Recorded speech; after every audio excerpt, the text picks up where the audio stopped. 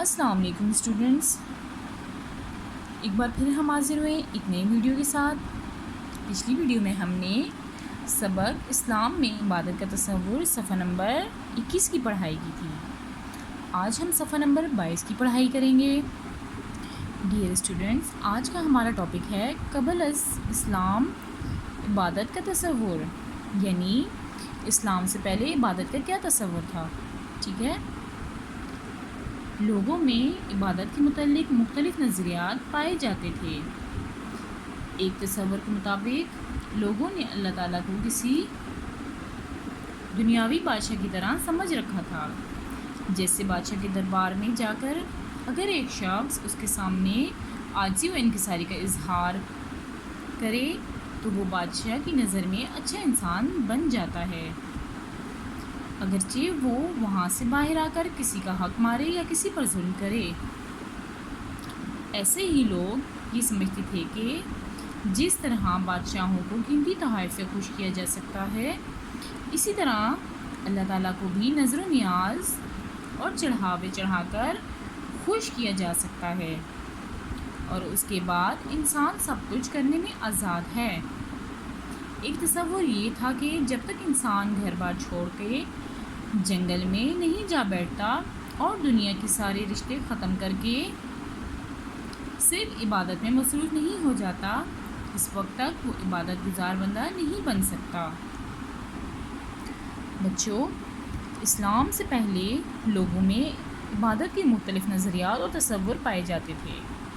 ایک تصور کے مطابق لوگوں نے اللہ تعالیٰ کو نعوذ باللہ دنیاوی بادشاہ کی طرح سمجھ رکھا تھا، جیسے بادشاہ کے دربار میں جا کر ایک شخص بادشاہ کے سامنے عاجزی انکساری کا اظہار کرے اور تو وہ بادشاہ کی نظر میں اچھا بن جاتا ہے، اگرچہ وہ باہر آ کر کسی کا حق مارے یا ظلم کرے۔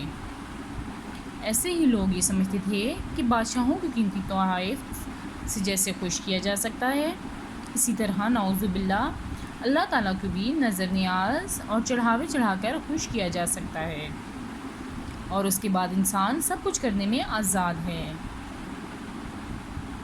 ایک تصور یہ تھا کہ انسان اپنا گھر بار چھوڑ کر جنگل میں جا بیٹھے اور دنیا کے سارے رشتے ختم کر کے صرف عبادت میں مصروف ہو تو وہ عبادت گزار بن جاتا ہے۔ پیارے بچوں، پڑھائی کے بعد اب چلتے ہیں سوال جواب کی طرف۔ بچوں، پچھلی ویڈیو میں ہم نے سوال نمبر 1 اپنی کاپی میں لکھا تھا، آج ہم سوال نمبر 2 کا جواب لکھیں گے اپنی کاپی میں۔ سوال نمبر 2، قبل از اسلام مختلف مذاہب عبادت کے متعلق کیا نظریات رکھتے تھے؟ اس کا جواب ہے صفحہ نمبر 22 پر۔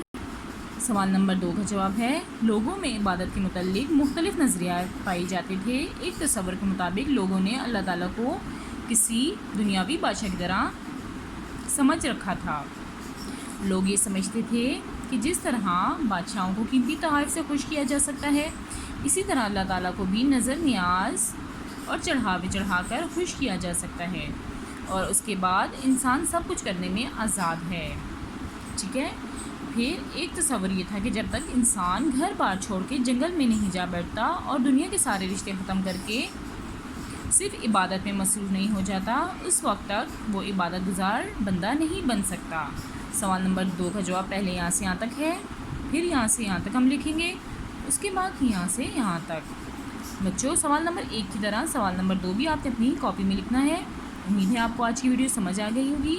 ملتے ہیں اپنی اگلی ویڈیو میں۔ اللہ حافظ۔